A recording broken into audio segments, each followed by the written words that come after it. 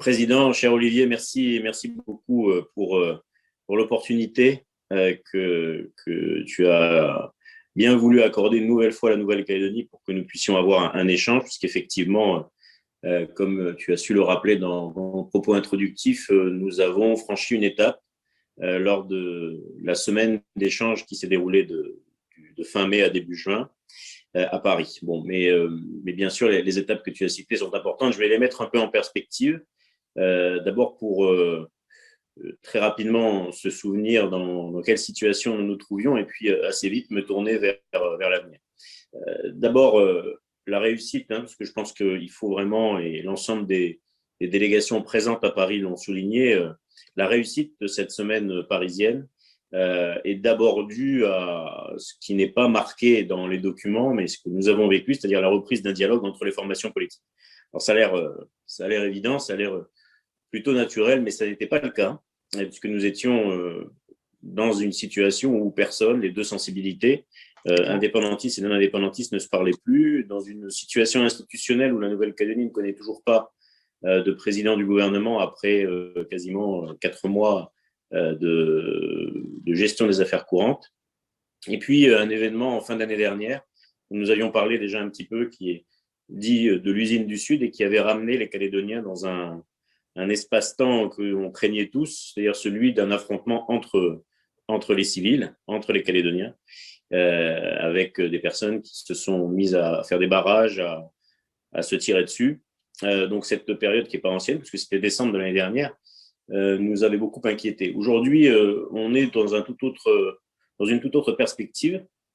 Et aujourd'hui, alors c'est le hasard du calendrier, puisque moi je me trouve encore en septembre, pour quelques jours, mais le Congrès de la Nouvelle-Calédonie s'est réuni aujourd'hui pour donner son avis sur le projet de décret qui organise la prochaine consultation, le 3e référendum, et fixe la date donc au 12 décembre.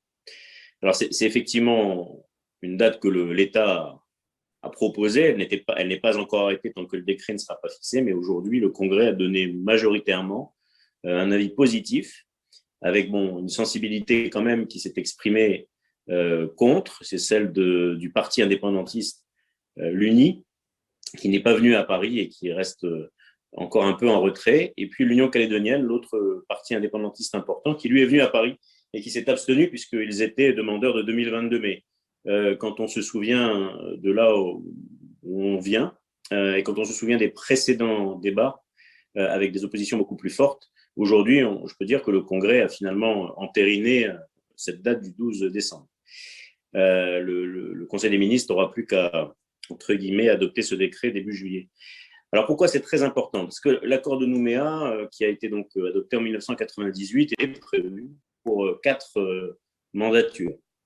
Et la dernière mandature des élus calédoniens, elle a commencé 9, et elle devra s'achever en 2024 avec, pour le moment, aucune perspective de nouvelles élections, puisque l'accord de Nouméa s'arrêtera en 2024. Donc, on est quand même dans un pas de temps très réduit, et c'est ce qui a aussi guidé la réflexion du gouvernement avec, sous l'impulsion du ministre des Outre-mer, un calendrier qui aujourd'hui nous donne environ 6 mois avant le prochain et le dernier référendum prévu par l'accord de Nouméa, puisque 3 consultations étaient prévues. Cette consultation, cette 3e consultation, soit elle confirmera que les Calédoniens rejettent l'accession de la Nouvelle-Calédonie à la pleine souveraineté, comme ça a été le cas en 2018 et en 2020, et même si l'écart s'est resserré, puisqu'on est passé de 57%, 57-43 à 53-47, à ce moment-là, il faudra que nous discutions ensemble, indépendantistes, non-indépendantistes et l'État. C'est le triptyque qui a présidé à l'histoire institutionnelle calédonienne. Il faudra que nous décidions ensemble d'un projet pour sortir de l'accord de Nouméa.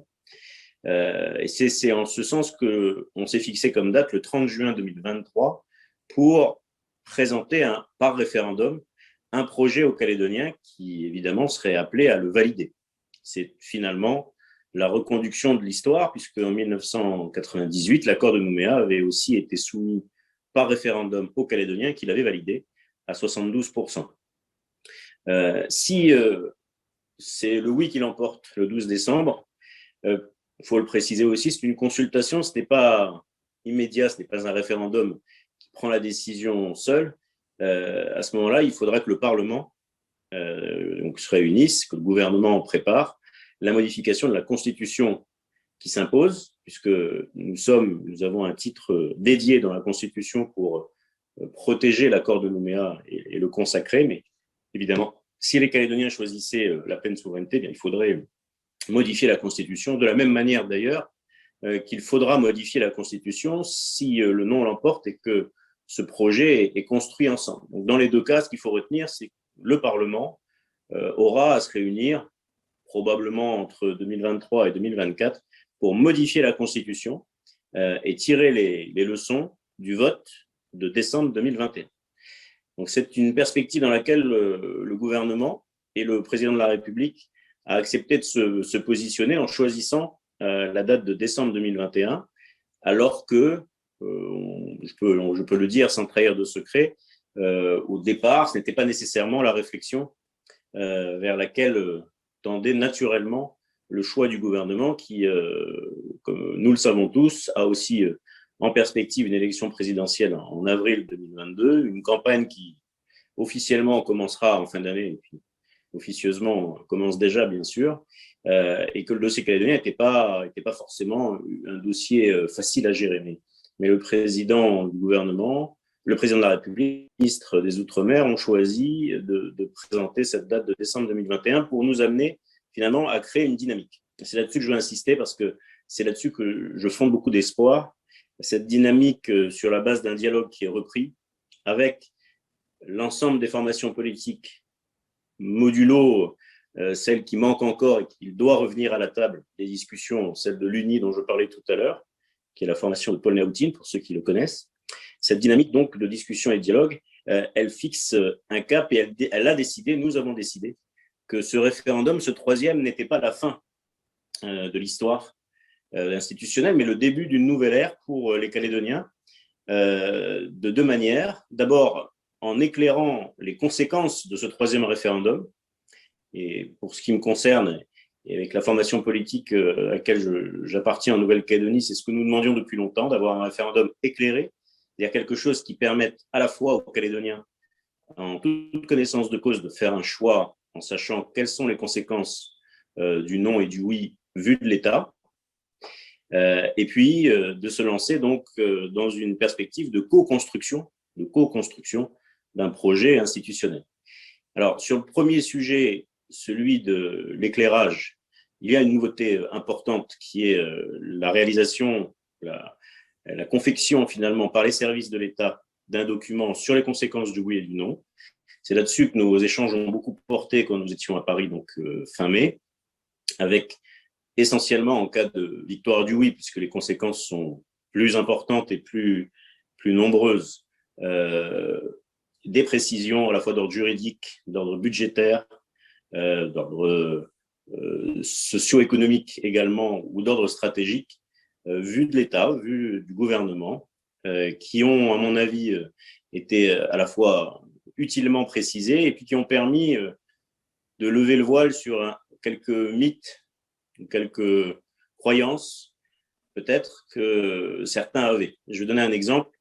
Les indépendantistes souvent ont indiqué que si le oui l'emporte, ou quand le oui l'emportera, parce que c'est ce qu'il porte, une période de transition de plusieurs années s'ouvrira avec la France et ça prendra le temps que ça prendra, mais la transition se fera de manière apaisée, de manière douce et dans le temps.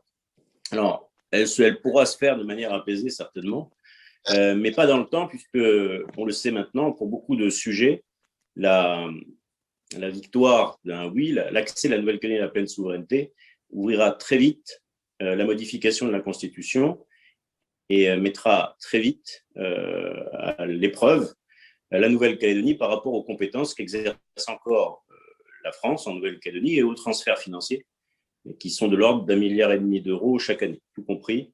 Pour que vous ayez une idée, mes chers collègues, ça fait à peu près ça, si on cumule les contrats de développement, bien sûr, le salaire, le traitement des fonctionnaires de l'État, les investissements qu'ils réalisent dans le cadre de ces compétences, le coût de la défiscalisation, le montant des retraites versées, ça fait 1,5 milliard. Donc, les conséquences du oui sont clairement précisées et on a eu à ce propos des échanges de très haut niveau avec le ministre des Affaires étrangères, avec le chef d'état-major des armées, général Lecointre, même si nous savons depuis qu'il quittera ses fonctions bientôt, qui nous ont permis d'être très précis. Et puis, de l'autre partie, les conséquences du non sont utiles aussi, puisque le gouvernement a voulu également ouvrir des sujets qui peut-être n'étaient pas suffisamment clairs et à la fois rassurer les Calédoniens sur la compétence que l'État, bien sûr, continuera d'exercer dans les matières régaliennes, mais aussi peut-être l'accompagnement de la Nouvelle-Calédonie sur d'autres sujets. On a là-dessus, par exemple, pour citer deux sujets qui préoccupent les Calédoniens, des certitudes sur le fait que la nationalité française ne sera pas perdue, même si on sait que les règles en la matière sont précises. On sait que lorsqu'on est français sur un territoire qui accède à l'indépendance, juridiquement, on perd un instant cette nationalité française, mais bien sûr, la France n'est pas un pays qui fabrique des apatrides, et donc le gouvernement a bien confirmé dans ce document que ceux qui le voudront pourront conserver la nationalité française. C'est évidemment très important. Et du côté des indépendantistes, c'est aussi important de savoir que en cas de troisième victoire du non, le droit à l'autodétermination ne s'arrêtera pas, disparaît pas, puisqu'il est dorénavant reconnu, que le processus commencé il y a maintenant un peu plus de 20 ans est concrétisé par les référendums de 2018, de 2020 et donc de 2021, consacre son existence de la même manière que l'inscription de la Nouvelle-Calédonie sur la liste des territoires à décoloniser à l'ONU ne sera pas demandée par l'État, la désinscription en tout cas, puisque là aussi, c'est une manière de consacrer cette capacité que les Calédoniens auront, tant qu'ils le voudront, à choisir un autre avenir que le maintien dans la République. Donc cet éclairage, il est maintenant fort, il est complet, et il sera disponible pour les Calédoniens dans un document que le ministre des Outre-mer, le gouvernement, a vocation aussi à rendre public et à vulgariser, je dirais, rapidement. Mais le plus important et le côté nouveau, ça va être de commencer ou de poursuivre les discussions pour ne pas considérer que le non ou le oui du 12 décembre ne sont des solutions, puisqu'ils ne sont en aucune manière des solutions. Ils coupent les Calédoniens, ils fracturent la société calédonienne en deux blocs à peu près égaux, avec une petite majorité d'un côté et une forte minorité de l'autre. Et c'est là où le pari est utile et intéressant, et de considérer que quel que soit ce résultat, il faut que nous retrouvions l'envie de co-construire la sortie de l'accord de Nouméa. La sortie de l'accord de Nouméa, comme je le disais tout à l'heure, qui a, si je schématise beaucoup, bien sûr, une quasi-date de péremption qui va jusqu'en 2024. Sur un plan politique, il y a maintenant une perspective, il y a un cap, il y a des étapes. On peut dire qu'il y a une dynamique. Il reste évidemment des obstacles importants. Il faut pas non plus les cacher. Le premier, ça va être ce référendum d'ailleurs, de décembre 2021, parce qu'il va falloir qu'il s'organise, bien sûr, qu'il ne soit pas vecteur de tension, ni avant, ni pendant, ni après la proclamation de son résultat. Je le dis parce qu'en 2020, il y avait un peu plus de tension qu'en 2018, et que nécessairement l'approche de la dernière consultation fait monter les attentes et peut faire naître plus de frustration. C'est un sujet sur lequel on peut avoir une certaine prise. Je parle de la classe politique, bien sûr, en tenant des propos dans la campagne qui soient mesurés, qui soient apaisés, et en incitant tout le monde à défendre son opinion, sa conviction, bien sûr, mais à respecter le résultat. Ça reste donc une étape importante à franchir. Il faut également que l'ensemble des formations politiques reviennent autour de la table. Je le disais tout à l'heure, c'est pour moi déterminant. Parce que l'UNI est le deuxième parti indépendantiste le plus important. Historiquement, son leader, Paul Naoutine, et ses représentants ont fait partie de l'histoire institutionnelle depuis toujours. Et s'ils ont souhaité boycotter cette rencontre parisienne, il faut, et l'État est dans cette posture, le gouvernement est dans cette posture, réintroduire l'UNI autour de la table. Bon, pour l'instant, c'est pas fait, mais c'est normal puisqu'il y a peu de temps encore qui s'est écoulé depuis Paris.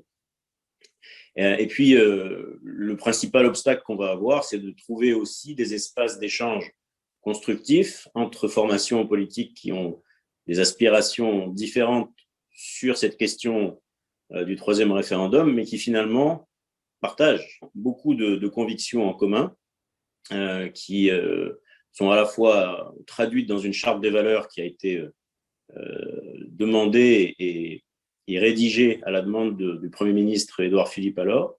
On partage aussi beaucoup de constats sur la révision de nos institutions, sur le fonctionnement du gouvernement qui est certainement perfectible, les compétences à distribuer entre le Congrès, les provinces, les communes. Enfin, voilà, on partage quand même les constats et puis on a aussi des aspirations de réforme économique, politique et sociale qui, si leurs moyens diffèrent, poursuivent toutes le même objectif de réduire les inégalités sociales, parce que la Nouvelle-Calédonie reste encore une terre avec des inégalités trop fortes, supérieures à celles qu'on observe en métropole, avec la problématique du coût de la vie et donc du pouvoir d'achat, et qui est la problématique aussi de la taille de nos économies qui doivent se diversifier. Tout ça fait qu'on a des obstacles classiques, inhérents ou historiques à surmonter, mais enfin, moi je veux regarder quand même le verre plus qu'à moitié plein.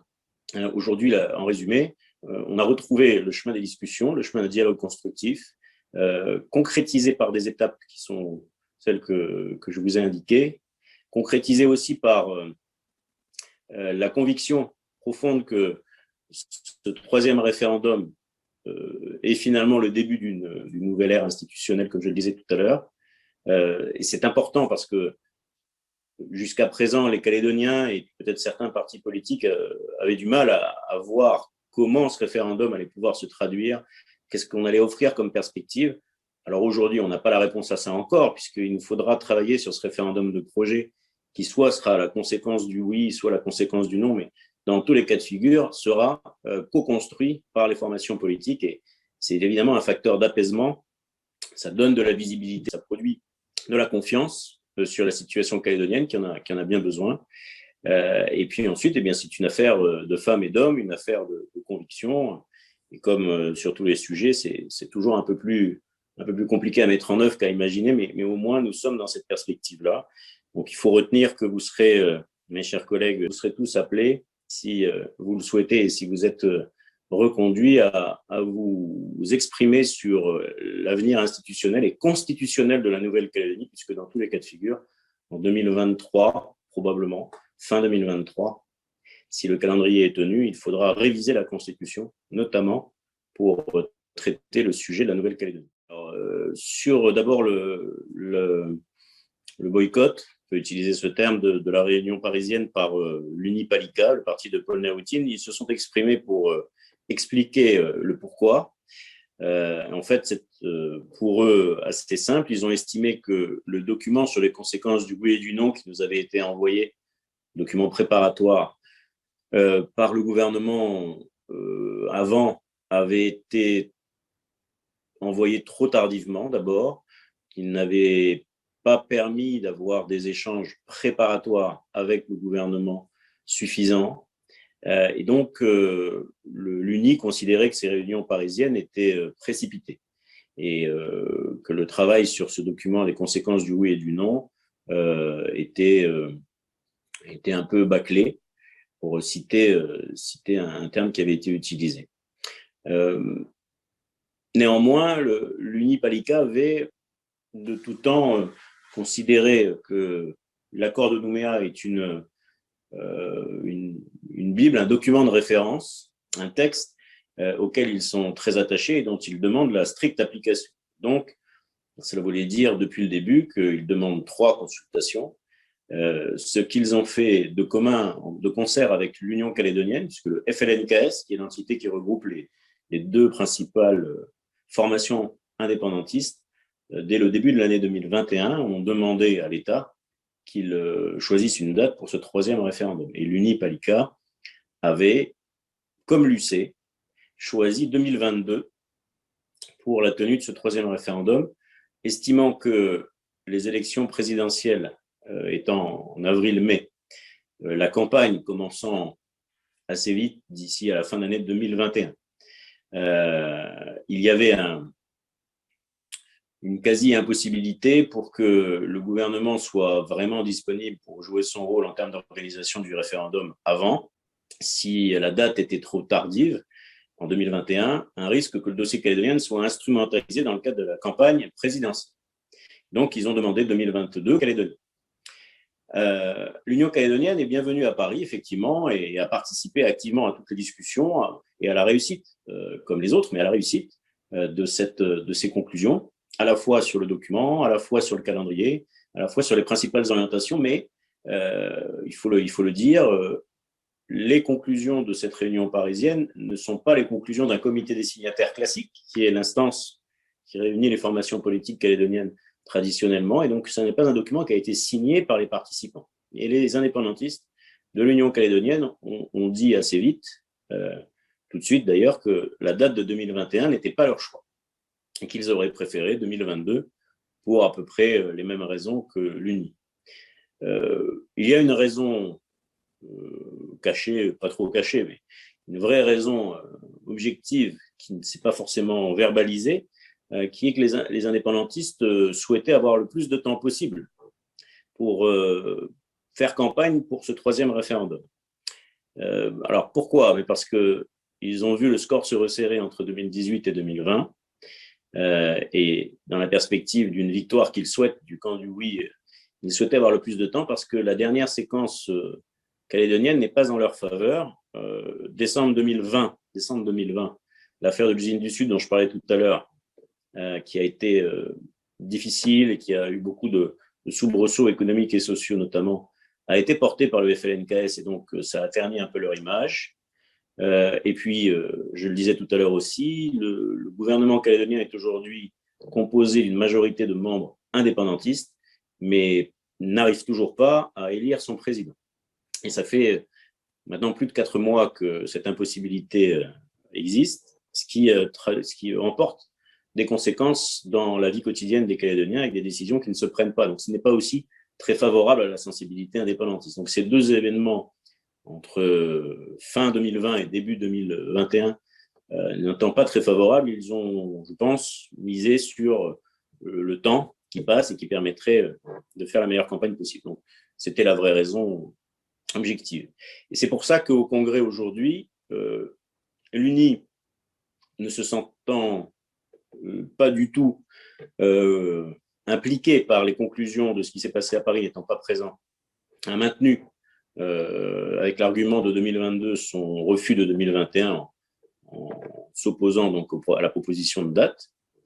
Et c'est, je pense, ce qui a motivé aussi l'Union calédonienne, parce que là, de ce côté-là, l'Union calédonienne aurait pu aussi s'opposer tout simplement, de la même manière, mais avec cette abstention, à mon avis, a traduit le fait qu'ils se sentaient liés, non pas par la date, mais par le reste des choix ou des options, du travail, et finalement de la dynamique qui s'est créée à Paris.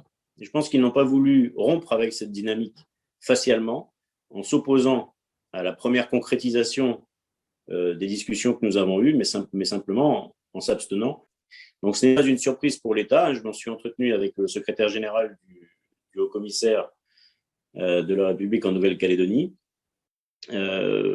C'était même plutôt une bonne surprise qu'il n'y ait qu'une abstention et non pas une opposition. Et les débats, qui ont duré 4 heures aujourd'hui au Congrès, ont été finalement très, très apaisés, sans tension, sans invective. Donc c'est plutôt une manière pour les deux partis indépendantistes qui constituent le FLNKS de se retrouver aussi sur des éléments de langage identiques, mais s'ils l'expriment de manière différente, pour rejeter 2021. Mais finalement, et ils l'ont dit tous les deux, ils feront bien sûr le maximum pour faire la plus grande campagne et la meilleure campagne possible et essayer de l'emporter en fin 2021. Le droit à l'autodétermination, c'est la capacité pour une population intéressée, c'est-à-dire un corps électoral défini, un corps électoral référendaire chez nous, de décider seul, il n'y a que les Calédoniens qui votent, de son avenir institutionnel. Et c'est là où la décision sur son avenir institutionnel, elle va forcément s'exprimer de manière différente, sauf que pour le moment, le choix qu'on offre aux Calédoniens, qui est « Voulez-vous que la Nouvelle-Calédonie accède à la pleine souveraineté et devienne indépendante ?» C'est un seul des 4 choix qu'offre le droit international. Le droit international dit, pour les populations à qui il est confié la capacité de décider de son avenir, vous pouvez décider de la pleine souveraineté, vous pouvez décider d'une souveraineté en partenariat, d'indépendance association pour d'autres. Vous pouvez décider, on va dire, d'un statu quo et du maintien de la Nouvelle-Calédonie dans la République, pour traduire ça chez nous, ou vous pouvez décider n'importe quel statut, librement décidé par la population intéressée. Mais à chaque fois, il faut répondre oui à quelque chose. Ce choix-là, il doit s'exprimer par une majorité de oui. Or, la question qu'on pose, elle ouvre que sur une option, elle n'ouvre pas, c'est pas choisissez la solution qui vous plaît le plus, c'est voulez-vous que la Nouvelle-Calédonie accède à la pleine souveraineté ou pas? Et tant que les Calédoniens ne disent pas oui, pour l'instant ils ont dit non, s'ils redisent non, ils auront donc rejeté une solution parmi les 4, mais n'auront pas choisi, ils n'auront pas validé une des 3 autres solutions ou une des 4 solutions qui existent. Et donc, c'est sur ce raisonnement que j'essaie de résumer, hein, bien sûr, et il est forcément un peu trop caricatural, mais c'est sur la base de ce raisonnement simple, consistant à dire, tant que les Calédoniens n'auront pas choisi positivement une option ouverte par le droit international, eh bien ce droit à l'autodétermination, il va perdurer.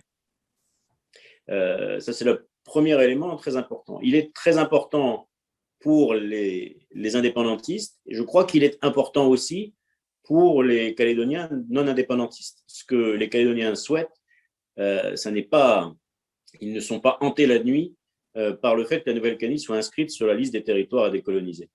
Ils ne sont pas hantés par ce droit à l'autodétermination qui finalement est un concept un peu compliqué de droit international. Bon, voilà, ce qui les hante, c'est de ne pas avoir de perspective d'avenir. Donc, on se dit, nous, et tout le monde est d'accord là-dessus, le droit à l'autodétermination, il va être conservé tant que les Calédoniens le voudront, puisque c'est eux qui décident seuls. C'est ça que les Calédoniens ont obtenu, et c'est ça que les indépendantistes ont obtenu après plusieurs années de lutte. C'est que finalement, c'est bien aux Calédoniens de décider de leur avenir. En ce sens, l'ONU observe le processus d'autodétermination singulier de la Nouvelle-Calédonie depuis toujours, et ils envoient des observateurs à chaque consultation référendaire pour s'assurer que la consultation se passe bien, que le maximum de personnes inscrites peuvent participer. Mais l'ONU n'a vraiment qu'un rôle d'observateur. L'ONU n'est pas un arbitre, l'ONU n'est pas un décideur, l'ONU n'est même pas un juge. Son seul interlocuteur à l'ONU, c'est l'État, c'est la France. Et il faut d'ailleurs, je le redis, l'occasion m'en est offerte, il faut souligner et saluer l'effort considérable que la France a mené depuis maintenant plus de 30 ans pour accompagner ce processus d'autodétermination. C'est un processus qui est très long, qui est à mon avis unique, totalement extraordinaire dans l'histoire internationale et dans le rapport des territoires avec leur histoire coloniale. Donc, ces processus d'autodétermination et de décolonisation, la France en a conduit un de manière exceptionnelle, mais l'ONU, elle, regarde simplement, observe comment les choses se passent.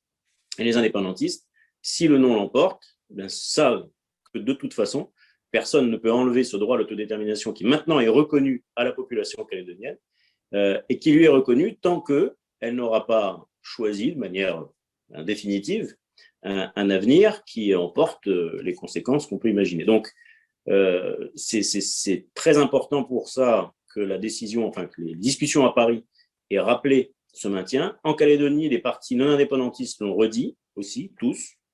Le droit à l'autodétermination n'est pas en cause. Certains commencent à parler plutôt du processus de décolonisation en faisant le tri, en disant si c'est l'autodétermination, bien c'est maintenu, les Calédoniens ont le droit de conserver cette liberté de choix aussi longtemps que ce sera nécessaire. Par contre, le processus de décolonisation, certains disent, puisque c'est le 3e référendum qui est prévu, qui arrive, et qu'on est à la fin du processus de l'accord de Nouméa, bien, la décolonisation, le processus de décolonisation est arrivé à son terme. Ça, c'est un débat dans lequel je n'aurai pas le temps de rentrer, mais sur lequel je suis pas totalement en accord, puisque d'abord, la décolonisation en Calédonie, on ne sait pas trop ce que ça veut dire, en fait. Donc, mettre un terme à quelque chose qu'on ne sait pas vraiment identifier tous ensemble, c'est plutôt source de conflits que de solutions. Je crois que ce processus de décolonisation, il y a peut-être autant de conception ou d'acceptation de la part des indépendantistes qu'il y a d'indépendantistes. Et puis surtout, il est lié, et c'est ce que certains élus indépendantistes ont dit au Congrès aujourd'hui, il est totalement lié au droit à l'autodétermination. Il faut conserver ce package, il faut le mettre de côté, et si le non l'emporte, là aussi, la co-construction, elle permettra aux indépendantistes qui auront perdu une troisième fois de n'être pas perdants de cette consultation, de se dire, bon ben, ces 3 fois-là, ça n'a pas marché, mais j'ai encore une perspective un jour d'arriver à convaincre une majorité de Calédoniens. Et du côté des non-indépendantistes, de se dire, bah oui, voilà, c'est une séquence simplement qui s'arrête là. Il pourrait y en avoir d'autres, et il est probable que dans le nouveau statut de la Calédonie, qui sera constitutionnalisé à ce moment-là, ce droit à l'autodétermination soit réaffirmé, et que des modalités d'exercice de ce droit soient prévues. 2, ça fera l'objet de nos discussions, certainement, mais là, je peux pas en être plus certain que ça. Je suis convaincu en tout cas que c'est un sujet de justement la convergence dont je parlais tout à l'heure, qui est beaucoup plus forte et sur beaucoup plus de sujets qu'on le croit entre les formations politiques, puisque finalement, oui ou non, ben, ça nous coupe en deux et de manière très binaire. On a l'impression qu'on est pas soluble dans la même solution d'avenir, qu'on n'a pas les mêmes aspirations en termes de destin commun, et finalement, si, dès qu'on discute un peu ensemble, j'imagine, comme les Polynésiens savent aussi à la fois s'opposer sur certains sujets, bien sûr, mais se retrouver aussi, parce ils forment une unité plus grande qu'eux, ils forment un ensemble polynésien, un peuple polynésien. C'est aussi un des objectifs majeurs qu'il faut qu'on atteigne, arriver à prendre véritablement conscience qu'on forme aussi une entité, une communauté calédonienne, spécifique, propre, composée de communautés diverses qui font sa richesse, appartenant à une communauté plus large, la communauté française. Et là, quand tout le monde aura bien trouvé sa place dans le plus grand ensemble et à partir des plus petits ensembles, là, on aura réussi ce que, Maïna, vous avez déjà, on est très envieux de ça en Polynésie et qu'on n'a pas réussi à faire, nous. C'est cette identité calédonienne, ces signes identitaires auxquels tout le monde pourrait se référer, quelles que soient nos opinions politiques. Les dernières années, de manière classique, c'était plutôt les premiers ministres qui s'occupaient directement, personnellement, du sujet calédonien. Alors, on a quand même, bien sûr, à la fois rencontré au début de notre séjour et à la fin, le Premier ministre Jean Castex, qui nous a bien sûr confirmé que c'était un dossier qu'il suivait et dont il entendait parler souvent à la fois par le ministre des Outre-mer et par le président de la République et dans lequel il s'investit, mais il faut reconnaître là que de manière spécifique et d'accord parti, on a un ministre des Outre-mer, donc Sébastien Lecornu, qui s'est vu confier la responsabilité plus directe du suivi et de la gestion du dossier calédonien pour offrir ses perspectives, en lien avec le président de la République, que nous avons aussi eu l'opportunité de rencontrer à Paris pendant la séquence parisienne. Donc ce sont trois personnalités, le président, le Premier ministre et le ministre des Outre-mer, qui sont en lien direct et très régulier sur le dossier, mais avec une latitude, si je peux m'exprimer ainsi, et une capacité en tout cas de proposition et de décision accordée au ministre de l'Outre-mer par le Premier ministre et par le président de la République. Donc c'est finalement effectivement rare, ça s'est assez peu observé, mais aujourd'hui ça fonctionne, donc on en est très satisfait puisque chacun informe l'autre des discussions, et aujourd'hui ça vu de chez nous en tout cas, ça fonctionne très bien. Sur l'aspect économique, effectivement, la diversification, alors c'est un enjeu partout. Pour nous, elle prend un tour industriel, puisque nous avons une industrie du nickel qui est très développée en Calédonie parce qu'on a la chance d'avoir cette richesse naturelle. Donc 3 usines qui ont monopolisé l'attention économique pendant très longtemps, alors que aujourd'hui, si on prend le pourcentage du PIB que représente l'activité minière et métallurgique, on tourne à 6-7%, entre 6 et 8%. Donc c'est pas nul, bien sûr, c'est pas anodin, mais ce n'est pas non plus majoritaire. Par contre, au plan des emplois, là on est beaucoup plus dépendant de ce secteur, puisque pas moins de 20% de l'activité salariée dépend de ce secteur-là. Donc on a à la fois un secteur qui est très, très lourd au plan social, très difficile parce que, vous le savez certainement, les cours sont volatiles. Même si là, ils sont remontés, il y a une très forte concurrence à l'échelle internationale, des productions chinoises, indonésiennes et dans d'autres pays du monde qui viennent concurrencer le nickel calédonien et une grande fragilité. Donc, ce qu'on se dit, c'est qu'on a, contrairement à la Polynésie, encore une industrie touristique qui mériterait d'être développée puisqu'on est très loin. Alors, c'est un peu bizarre d'en parler par les temps qui courent puisque les avions et les déplacements sont très limités, mais enfin, ça va reprendre. Et donc, on a une industrie touristique qui doit se relancer, je dirais, et se diversifier. On a des secteurs aussi qui sont porteurs parce que la biodiversité calédonienne, a priori, est une biodiversité assez rare, assez exceptionnelle.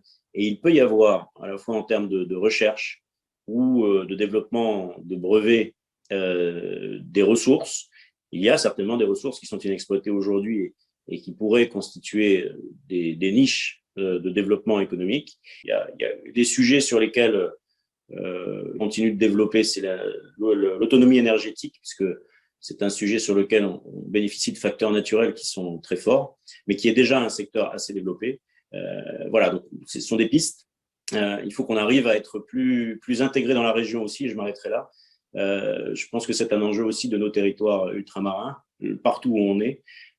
Bien sûr, de privilégier les échanges avec la métropole, mais dans un bassin, pour nous, du Pacifique, très proche de l'Australie, de la Nouvelle-Zélande, très proche de l'Asie du Sud-Est, on a aussi des niches d'échanges avec les États insulaires que sont Vanuatu, Fidji ou d'autres encore, des échanges à améliorer, à intensifier pour faire valoir aussi le savoir-faire calédonien et celui des entreprises.